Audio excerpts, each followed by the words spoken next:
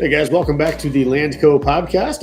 Again, we're here with Matt and Ryan, and we are going to do a property discussion on the 188 acres that Matt has in Peoria County, just outside of Chillicothe. Is that right? That's right. So tell us where it is, like location-wise, from Chillicothe. Sure. Kind of just up on the north end of Chillicothe, in Northampton area. Okay. You're familiar with. So really not far off of Route 29. It's pretty conveniently located. You could easily get into town within a matter of a couple of minutes. From Chicago, it's less than 2 hours. Peoria, you're looking at 20, 25 minutes tops. Very easy to get to, but also it's tucked back. It's you definitely feel like it's out in the country a little ways. Okay. Well, I just pulled up the map, so I'll try to pull that up so they can see that. So I'll back out. Okay, so you can see Chillicothe. Literally, it's almost exactly northwest of Chillicothe. Not too far off the river. Right. I feel like that choppy sound has gotten worse. You guys hear that? I've got some choppiness on my end for my connection. Oh, well, we'll try to fix that for you guys. So let's go to the. We've all been there a few times, Ryan. You've been there a few times, right? Yeah, I hunted it all year, all right. deer season. Yeah. Okay. Matt, and obviously you've been there plenty. Right. Let's talk about. I'm going to pull up the aerial, and you guys can chat about it just a little bit. Give me 1 second here. It lays what? So the access would be on the west. Yeah, That's right. There's a couple of different. You got it. Okay. So it's up, man. Matt, give us a rundown of kind of the basic layout, and then we'll dive into like the specifics on it. Sure. It's 188 acres. It's got over 40 acres enrolled in the CREP program, which is paying out over $13,000 annually for income. It's also got. And that CREP, hold on 1 sec. That CREP is on that map that you have on the website. That's all the orange, correct? Correct. All those areas. So everything that you see that's not highlighted in orange, that's open, that is either area that could be put into a specific food plot, whatever reason, or row crop. There's definitely an area up on top that's just over 17 acres, I believe, that could easily be put into row crop for some. Got it. Okay. Well, give us the rundown. You guys have all been there and hunted it. So, Ryan, we can dive into the specifics on the property, but let's start with your thoughts. What do you think, Ryan? You've been there. It sounds like plenty. Yeah, I hunted a lot this past deer season, and it's a really, really good farm. The eastern border is a Snatchwine Creek, and I think it's creek or river. I don't know how they classify that. Creek. It's a very large creek. It's a big body of water that comes down through that east side of the farm, and there is a lot of deer on the farm with all the CRP, which is all on native grasses, and then a lot of the farm is south-facing hillsides, to where those deer bed up on those hillsides and come down into the bottoms, and it is.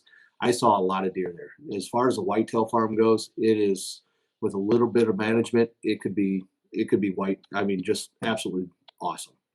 I saw a lot of good bucks. Not a lot of pressure from the neighbors. There's some gun hunting, but as far as bow hunting, I didn't really see a lot of trucks parked around the perimeter. The owner hunts it a little bit as well.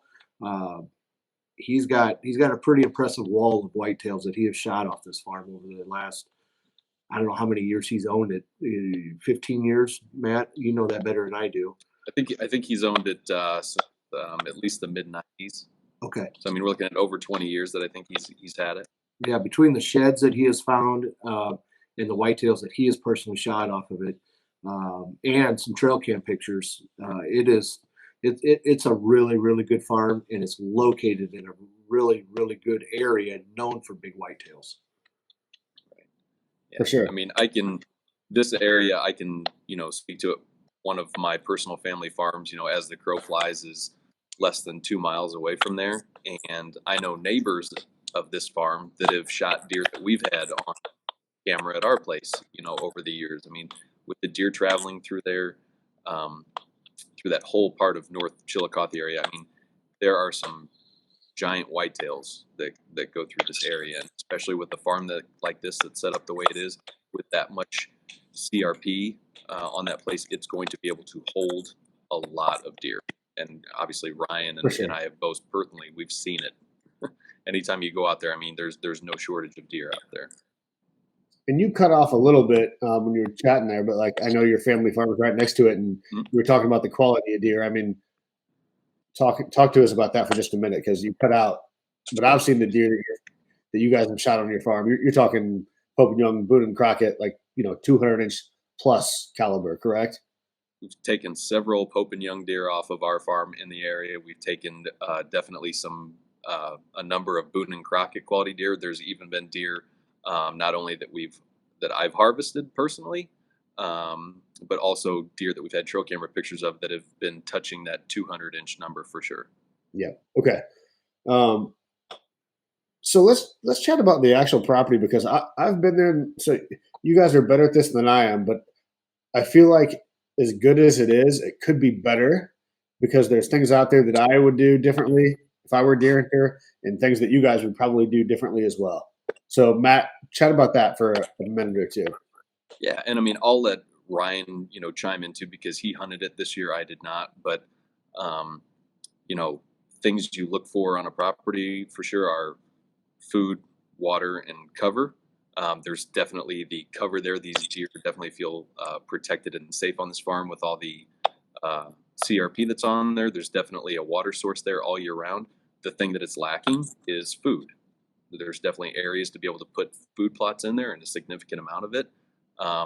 It's just, the owner is, he's not in the area. He's not as hands on getting that done this year. So it was not there for Ryan to be able to utilize that. But if somebody who took this place on were to go in and put some food in there, the possibilities for deer hunting, in my opinion, could be just insane and ridiculous. You could be able to go in there and kill giants every year, being able to bring them into a concentrated area. Well, I'm gonna Ryan and either of you guys. I'm gonna bring the map up because just so you can see the what's that top field? 14, 15 acres. I'm doing my best to like highlight it with my mouse here so they can see it. I think it's around 17, maybe a little bit more, Okay. with the area that's left along the edges for like a fire break. Yep. And so that could go to either production or food plot or like a hybrid of both, right? Whoever were to take this place on could put whatever they want in there. Right now, it's not enrolled in any sort of conservation program, and there's no row crop up there right now. I mean, there's even a panel up there that they were going to use for electricity to have a home site up there if somebody eventually wanted to do that. For sure. And I know that when we were out there, Matt, you were saying that a lot of the deer that you saw were coming up from south to north and traveling through that field to get to the neighbors because that's where the food is. Exactly. There's a giant ag field just to the north of that top field there, and a majority of the traffic we saw through the farm was all coming from the south to the north, crossing through that field to get to the neighbors. Yep. And then on the south, not the south, it would be the east field. There's it's in CRP, and we should clarify it's not the permanent CRP, correct? CREP, correct? It's just It the is not. normal. Okay, The contract goes through 2031. that's right. So he kept out a little plot in the middle of that bottom field, which I think is cool. Do we know how big that is? That area out there, was it 3 acres, 2 acres? I believe it's just over 3 acres. Okay, so that would be an additional food plot. And is this the one that you could plant 10% in, or no? Is this? We chatted about that. I don't think we know that yet, do we? After I did have a conversation with the owner, and based on some information I've gathered, and with when he signed it up, and some things that he declined by doing so, the arrangements he's made, I believe he would be set aside 10% of the CRP contract for food plot planting. Okay.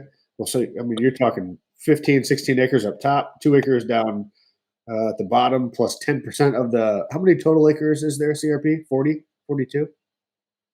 It's just over 40. Okay, so another 4 acres. So there could be plenty food.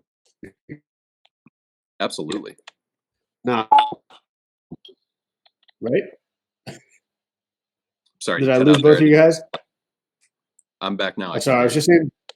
Yeah, so there's right now there's no food, but there could be the top field, the 15 acres, the bottom field, the 4 acres or 2 acres, plus 10% of the CRP contract. So there could be plenty food here. Right now, there's just none. Right? there's even a couple of spots, just off the trails where I think you could go and take one or two, trees out and put in, a spot that's maybe a half acre for some, custom food plotting. There's even an apple orchard on the farm, which is going to provide some food source for the deer. That's right. Let me pull that up. I've got the map up again. Let me see here. Um, there's also that. I've never been back there, but there's that little plot in the timber on like the south side. Matt, have you been back there? I've not, but after speaking with the owner at one point, that was a food plot. It was used many, many years ago, before he bought the property as a campsite. So that area is cleared. It's Got it. maybe overgrown with some, just some undergrowth in the last couple of years, but would easily be cleared off for a nice little tucked in there, woods food plot for sure. Nice. Okay. Here is that. Zoom in a little bit. Well, there's a few. Isn't there a few spots with? So when you pull in the drive, there's the fruit trees to the north, right? I pulled that up. Correct. Correct. Isn't there, or are those pecan trees or something back in the timber? There is a section. I believe Ryan, you're familiar with that area. There are some pecan trees back along. Yeah, it's on past uh, the Quonset hut, back by the what we call the horseshoe.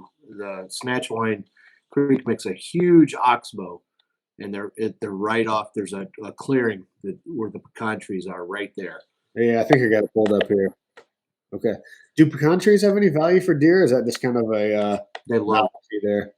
once they start producing, they absolutely love them. Really? Okay. Let me pull back out of this. What are we missing? Talk about the timber because you know, I was out there and it has kind of a wide variety. At least that's what I thought. You get some of the brush stuff like old cattle pasture regrowth, which is super thick, but then it's got some giant hardwood. So at least to me, it looked like it had a little bit of all of it. Yeah, I did. There's different areas. There's several different dynamics of this timber. There's the big, thick, you can barely walk through type areas. There's some open hardwood areas.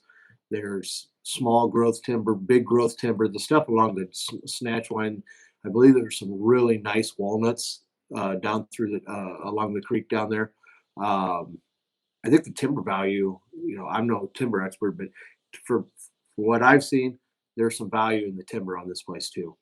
I agree. And I believe Matt, you know this better than I do, but it's got power ran back there, right?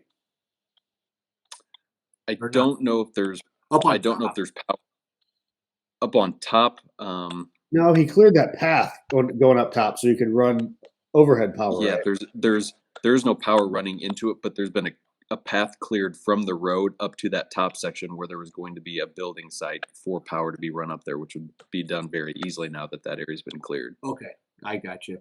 And I'll pull that up. Hold on, give me 1 second. Does it have water on site as well, or not? I mean, there's no well There's not. on there is not. Okay, so I just remember the owner was raising pheasants at one point in time back there. There is a pheasant raising pen on site. He did raise pheasants there. I'm sorry, for release in all the CRP grass. But as far as like water, there is no well there. Okay. Are all those houses? Because there's a lot of really nice houses back there on big lots.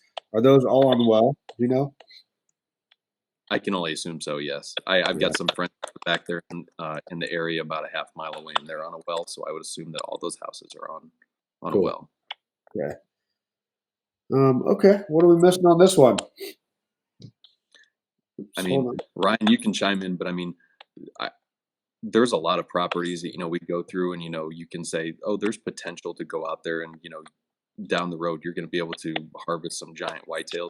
This is one of those farms that I don't think there's any question.